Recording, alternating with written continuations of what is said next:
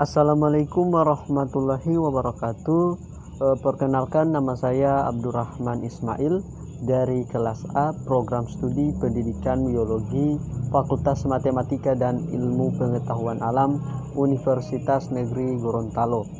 Baik, pada kesempatan kali ini saya akan mempresentasikan materi mengenai reproduksi tumbuhan, mata kuliah struktur perkembangan tumbuhan. Baik, yang pertama mengenai siklus hidup tanaman. Reproduksi pada tumbuhan tingkat tinggi relatif kompleks, melibatkan siklus hidup yang terdiri dari dua fase. Yang pertama yaitu fase sporofit, diploid, dan fase gametofit, haploid. Terdiri dari apa yang disebut dengan fase pergantian generasi.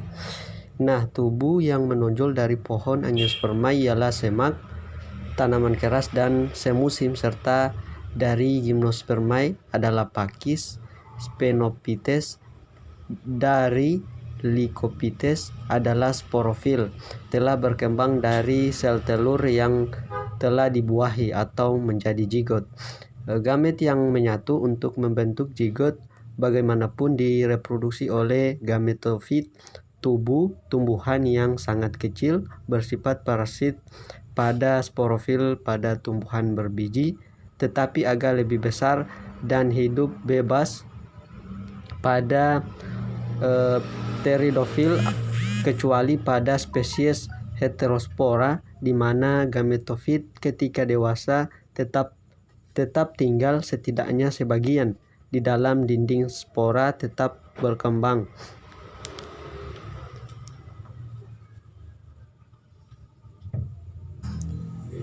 Kemudian pada kebanyakan pteridofit, spora hanya satu ukuran di reproduksi.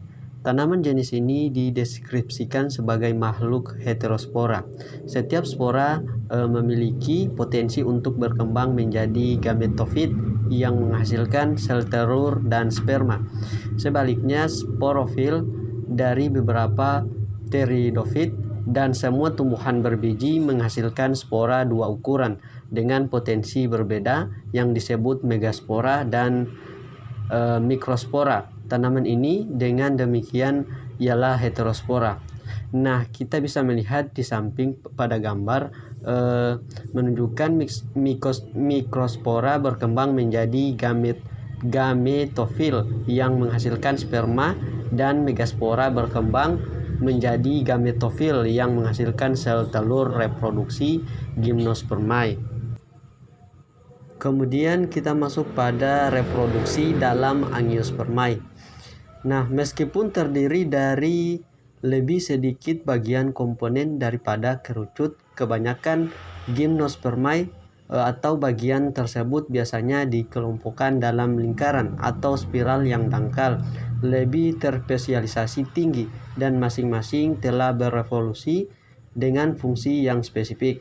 Bukti dari rekaman fosil menunjukkan bahwa bagian mulut berevolusi dari daun nenek moyang mereka. Baik, untuk bukti utama, kesimpulan ini adalah bentuk dan pola venasi dari sepal dan kelopak bunga, dan pada tingkat yang lebih rendah ialah karpel dan benang sari. Dilihat dari Stewart dan juga Rothwell 1933. Itu sepal disebut secara kolektif tampuk, dan lingkaran paling bawah dari bagian mulut adalah komponen bunga yang paling mirip daun. Di bawah bunga mereka berwarna hijau dan berfotosintesis. Nah, kita bisa melihat gambar di samping ini, ada bagian gambar A dan juga B, di mana ada bagian anter dan juga filamen. Selanjutnya kita masuk pada perkembangan benih di Angiospermae. Kita ketahui bersama, Angiospermae adalah famili tumbuhan yang berbunga yang memanfaatkan bunga untuk reproduksi seksual yang menghasilkan produksi buah-buahan untuk mendorong penyebaran benih di sebagian besar taksa dikotil. Setelah pembuahan ganda, endosperma melalui perkembangan yang relatif cepat dengan banyak divisi free nuklear. Seiring perkembangan berlanjut, domain nuklir didefinisikan oleh sistem mikrotubulus yang menandai situs awal pembentukan dinding sel. Setelah selesai pembentukan dinding, endosperma menjadi jaringan seluler menutupi embrio yang sedang berkembang dan menjadi sumber nutrisi langsungnya atau keberlangsungannya. Kemudian ada juga gambar dari perkembangan embrio. Nah, embrio di sini adalah ovula dari Capsella bursa pastoris yang dilambangkan dengan huruf per huruf. Nah, diperhatikan sel basal atau dilambangkan dengan BS yang besar, tervakuolisasi dari subsponsor filamen atau dilambangkan dengan S. Kemudian ada juga lambang F dengan aksen funiculus. Kemudian pada bagian B itu ada benih muda yang mengandung embrio dengan kotiledon yang sedang berkembang pada endosperma.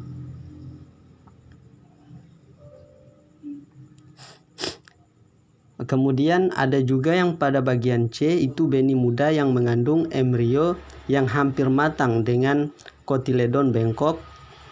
Kemudian ada juga lambang P atau protoderma. Kemudian ada juga lambang GM yaitu meristem dasar. Ada juga pada bagian D potongan melintang dari benih yang belum menghasilkan yang menunjukkan radikula atau akar muda dari embrio yang dikelilingi oleh endosperma seluler. Kemudian pada bagian E itu ditunjukkan benih matang. Benih matang di mana embrio menempati sebagian besar ruang di dalam kulit benih. Kemudian bagian C yaitu dengan aksen kotiledon. Kemudian kita masuk pada perkembangan buah dan peran buah dalam penyebaran benih. Karena biji terkandung dalam buah-buahan, cara utama penyebarannya ialah distribusi buah-buahan. Buah adalah ovarium yang matang dan semua bagian mulut yang menempel seperti wadah, kelopak, dan buds. Buah adalah karpel yang terdiri dari satu karpel atau beberapa karpel yang menyatu tanpa bagian mulut yang melekat. Contohnya adalah kacang, tomat, dan persik. Buah seperti itu berkembang dari hipogini bunga di mana ovarium lebih unggul. Buah-buah agregat adalah buah yang terdiri dari beberapa atau banyak karpel bunga tunggal seperti stroberi atau raspberry. Banyak buah terdiri dari ovarium yang menyatu dari beberapa bunga ke banyak seperti murbei atau nenas. Kemudian perkecambahan benih dan perkembangan bibit. Setelah didistribusi, benih dan periode dormansi panjang yang bervariasi dalam taksa yang berbeda. Perkecambahan benih terjadi ketika kondisinya mendukung. Kulit benih melindungi atau mengandung inhibitor yang mencegah perkecambahan selama kondisi yang tidak menguntungkan untuk pertumbuhan bibit. Kulit biji juga biasanya kedap air karena ditutupi oleh kutikula yang tebal. Karena impermeabilitas dihilangkan dengan paparan unsur-unsur oleh aktivitas bakteri, jamur, atau dilewati melalui saluran pencernaan hewan, air diserap, inhibitor dinetralkan, dan oksigen memasuki benih. Selama perkecambahan, sporofil muda memulai transisi dari ketergantungan pada induknya menjadi keberadaan sebagai entitas independen. Selanjutnya, pada awal proses perkecambahan, sporofil muda terutama terdiri dari daerah tematik, protoder, meristem dasar, dan jaringan provaskuler, serta meristem apikal dari epikotil dan hipokotil. Jika kotiledon telah menjadi organ penyimpan, biasanya kotiledon tidak lagi mengandung jaringan meristematik. Jika mereka tetap tipis dan menjadi fotosintesis setelah perkecambahan, mereka biasanya mempertahankan potensi meristematiknya. Baik, selanjutnya kita masuk pada bunga dan jantan struktur reproduksi. Anatomi bunga sangat beragam seperti anggota Angiospermae clade. Bunga yang dikonsep akan dibahas di bagian ini dengan syarat bahwa ada ratusan variasi tema dasar yang ditampilkan. Bagian bunga biasanya ditanggung dalam lingkaran atau pola melingkar. Sumbu tangkai bunga yang dikenal sebagai wadah yang dimodifikasi batang. Di luar bergerak tengah, 3 lingkaran utama organ bunga adalah bunga sekitar, yaitu jumlah, sepal, dan kelopak bunga. Ada juga enrochium, yaitu rumah tangga laki-laki atau jumlah semuanya benang sari. Ada juga gynoecium atau rumah tangga wanita, yaitu jumlah semuanya yang karpel. Tumbuhan berumah tangga artinya satu rumah tangga memiliki keduanya struktur reproduksi jantan dan betina pada tanaman yang sama. Untuk bunga mungkin sempurna atau tidak sempurna. Contohnya Monoecious Angiospermae dengan bunga yang tidak sempurna termasuk labu dan juga rumput atau Poaceae. Kemudian yang terakhir yaitu reproduksi wanita, struktur, dan embriogenesis. Nah, struktur reproduksi wanita biasanya terdiri dari yang paling dalam lingkaran organ bunga di Angiospermae. Utama untuk desain piltil atau karpel memiliki stigma terminal, gaya memanjang, dan basal ovarium yang pada gilirannya menampung sel telur, sel sentral, dan sel terkait dalam ovula.